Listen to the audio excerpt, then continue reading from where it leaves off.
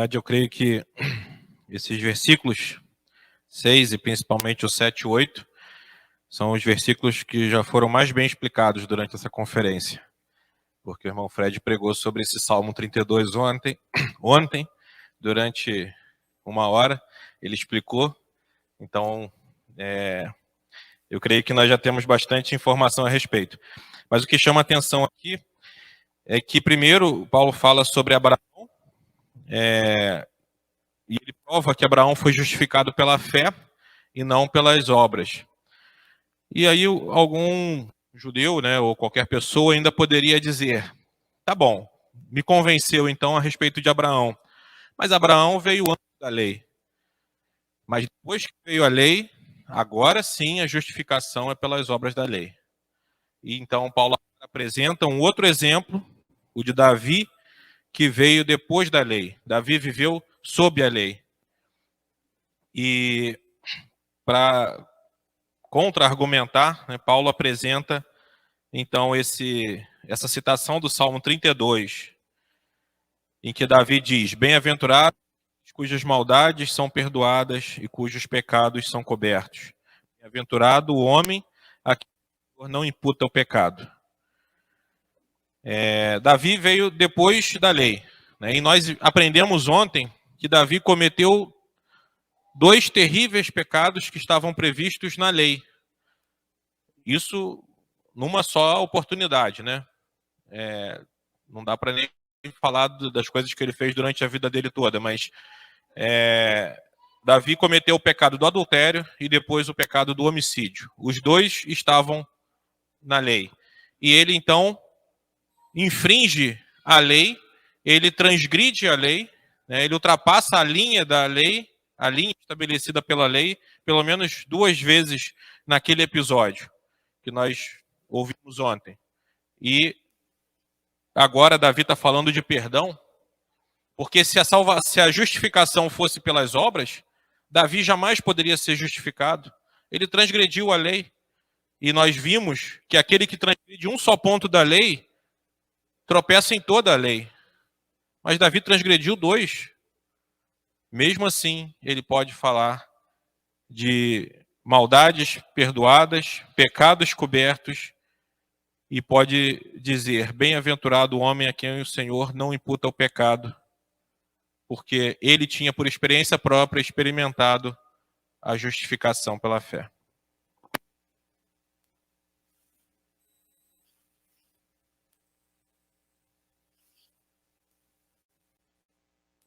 Eu não vou me aventurar agora de fazer aquilo que o irmão Fred falou, explicar os versículos mais, porque como o Michael bem falou, realmente ele já explicou bastante ontem. Apenas algumas poucas expressões aqui. Nós acabamos de ver no versículo 5 aquele ímpio, aquele que vive sem Deus, como foi explicado.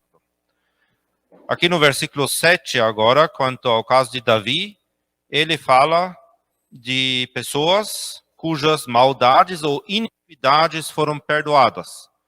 Esse termo iniquidade nós encontramos, por exemplo, na primeira epístola de João também. E esse termo não significa que alguém vive sem Deus. Ele pode até reconhecer Deus.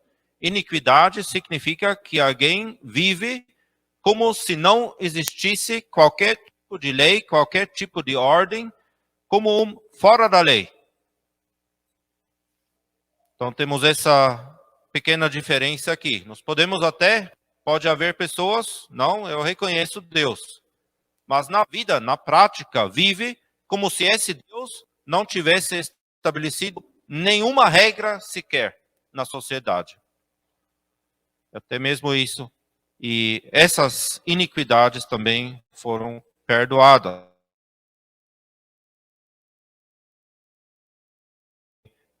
Aquele tema da propiciação, da qual falamos hoje. O Senhor Jesus fez também isso.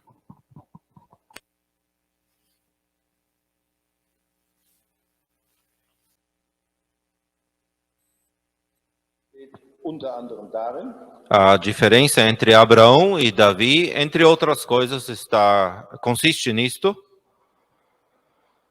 Bei Abraham ging es Glauben und es ging nicht um das Thema Sünde. Quanto a Abraão, tratava-se do tema fé, não se tratava de pecados. Bei David geht es auch um Glauben, Quanto a Davi, também temos a fé, aber in Verbindung, wie wir von Maicon gerade hörten, mit dem Thema Sünde. mas, como acabamos de ouvir pelo Maicon, em ligação com o tema pecado. Abraham hatte keine Sünde zu bekennen. Naquele momento, Abraão não tinha que confessar algum pecado. Die Betonung liegt darauf, A ênfase ali nesse exemplo está Gott gibt ein Versprechen, no fato de que Deus dá uma promessa, Abraham sieht nichts davon, Abraão, das Versprechen schon da ist, e Abraão não vê absolutamente nada de que essa promessa estivesse se realizando, aber er glaubt. mas ainda assim ele crê. Wir wollen den Vers 1 aus Hebräer 11 mal eben dazu lesen. Vamos ler de Hebreus capítulo 11, o versículo 1, quanto a isso. 1 und 2. Versículos 1 e 2. Hebreus capítulo 11, 1 e 2. Ora, a fé é o firme fundamento das coisas que se esperam e a prova das coisas que se não veem, porque por ela os antigos alcançaram testemunho. Es geht beim Glauben also um eine feste Überzeugung, Portanto, quanto à fé, se trata de um firme fundamento ou de uma firme convicção um ein für wahr halten, was Gott sagt. de ter por verdadeiro aquilo que Deus diz. Warum? Weil Gott es sagt E por quê? Porque é Deus que o afirma. und das, obwohl man nichts sieht. Isso ainda que se não vê nada. Eine Überzeugung von Dingen, die man nicht sieht. É uma convicção de coisas que se não vê, uma prova das coisas que se não vê. Konnte Abraham irgendetwas sehen? Abraão podia ver alguma coisa qualquer? Nichts konnte er sehen. Nada ele podia ver. Doch glaubte er. E aí creu.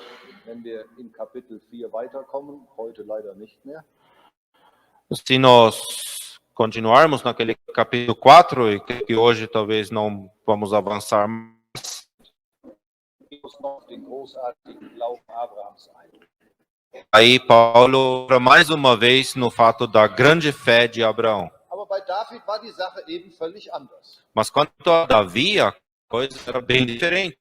Er lebte Gesetz, wie wir gehört haben. Ele vivia debaixo da lei, como acabamos de ouvir, Er hat sein eigenes Urteil gesprochen, ein Mann des Todes. e ele declarou a sua própria sentença, um homem morto. Und was Ele faz então? er geht zu Gott. Ele vai a Deus. Er legt ein Bekenntnis ab. Ele confessa. Er anerkennt, ich habe Gericht verdient. Ele reconhece, eu mereço ou mereci o juízo. Und er glaubt Gott, E ele crê em Deus, dass Gott aufgrund eines Bekenntnisses vergibt. de que Deus, baseado na confissão, concede perdão. Das ist der Glaube Davids. Essa foi a fé de Davi. Und auch auf diesen Glauben hat Gott geantwortet. E também a esta fé Deus respondeu. Es heißt in dem Zitat, dem am Ende in Vers 8, dem der Herr die Sünde nicht zurechnet. E no final do versículo 8, o Senhor não imputa o pecado. Dieses Nicht-Zurechnen von Sünde Esse não imputar o pecado ist die negative Seite, é o lado negativo, positiv ausgedrückt, Rechtfertigung. expressando esse lado negativo de forma positiva é justificação. Ich weiß nicht, ob ich das so erklärt habe, dass das verstanden worden ist. Eu não sei se consegui explicar isso de uma forma compreensível. Nicht zurechnen von Sünde ist die negative Seite, Não imputar o pecado é o lado negativo de da coisa. für gerecht erklären ist die positive Seite. Já declarar justo é o lado positivo. So hängen die beiden Dinge zusammen. E ali as duas coisas se conectam. Auf das Bekenntnis Davids hin E- hat Gott vergeben. E baseado na confissão de Davi, Deus perdoou. Wir haben gestern Abend die 3 Ausdrücke gesehen. Ontem à noite vimos aquelas 3 expressões. Und er hat ihn auch in diesem Sinne gerechtfertigt, e nesse sentido também o justificou, indem die Sünde zugedeckt hat, ihm nicht mehr zurechnet. cobrindo aquele pecado, não imputando mais o pecado. David hatte ein echtes Empfinden über seine Schuld. Davi, ele tinha um verdadeiro sentimento quanto à sua culpa. Hatte ein echtes Empfinden, jetzt stehe ich unter dem Gericht Gottes. Ele tinha um verdadeiro sentimento de que agora eu estou debaixo do juízo de Deus. Ganz in Gottes Arme. Mas ele se lança, ele se joga nos braços de Deus. Vertraut auf die Gnade Gottes. Ele confia na graça de Deus. Gott antwortet mit Vergebung. E Deus responde com perdão. Und Gott antwortet mit Rechtfertigung. E Deus responde com justificação, Indem die Sünde nicht zurechnet. não imputando o pecado. Genau das haben wir im Psalm 32 gelesen. Foi exatamente isso que temos lido lá no Salmo 32. Der dritte Ausdruck in Vers 2. Aber ich muss Glück hilft dem Herr die Ungerechtigkeit nicht da, nicht zu rechnen. No versículo 2 do Salmo 32, bem-aventurado o homem a quem o Senhor não imputa maldade ou iniquidade. Die Frage ist, ob wir etwas von diesem Glück der Vergebung, von diesem Glück der Rechtfertigung kennen und genießen. E a pergunta é se nós conhecemos algo a respeito dessa felicidade da justificação Wir haben jetzt versucht, e do perdão e da justificação. wir haben jetzt versucht, das zu erklären gestern und heute. Ontem e hoje temos feito tentativas de explicar isso. Und jetzt kommt ein ganz wichtiger nächster Schritt. E agora vem um próximo passo muito importante. Wenn wir ein bisschen davon hier verstanden haben, Se nós temos entendido um pouco disso aqui na cabeça, dann muss das jetzt in unser Herz, agora isso tem que descer um pouco mais para o coração. das zu genießen, Para quê? Para usufruirmos aquilo. sich darüber zu freuen. Para nos alegrarmos nisso. Glückselig, sagt Paulus hier, Paulo diz aqui, bem-aventurado, voller Glück, Glück im höchsten Maß, in höchster Potenz. uma expressão que expressa a felicidade potencializada na medida maior possível. Und die Frage ist nochmal, wie stehen wir morgens auf? E a pergunta mais uma vez, como levantamos de manhã cedo? Voller Glück, ich bin erlöst, vergeben, gerechtfertigt.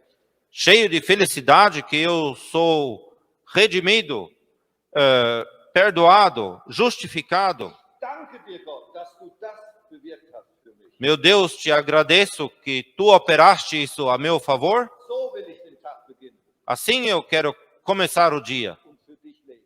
e viver para ti. Ich garantiere euch, E eu vou garantir a wenn vocês, ihr das jeden Morgen konsequent macht, se vocês o fizerem assim, com consequência, todas as manhãs, das ist ein glücklicher Tagesbeginn. aí é um início feliz de um dia. Das motiviert für den Herrn Jesus zu leben. E isso estimula, motiva para viver para o Senhor Jesus.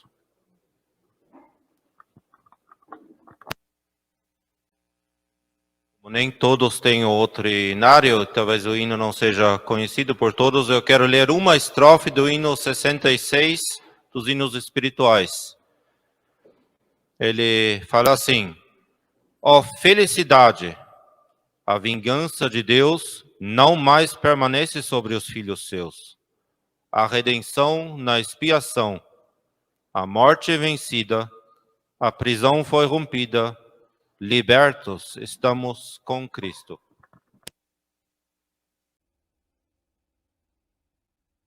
Salmo 103, capítulo 103, versículo 2.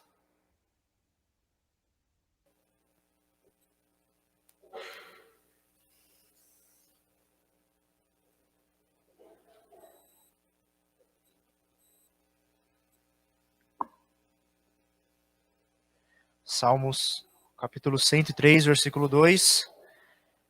Bendize, ó minha alma, ao Senhor, e não te esqueças de nenhum de seus benefícios.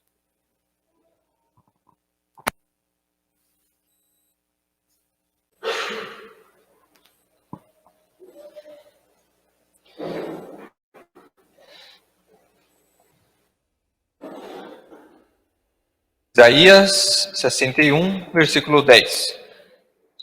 Regozijar-me-ei muito no Senhor, a minha alma se alegrará no meu Deus, porque me vestiu de roupas de salvação, cobriu-me com o manto de justiça. Como um noivo se adorna com um turbante sacerdotal e como a noiva que se enfeita com as suas joias.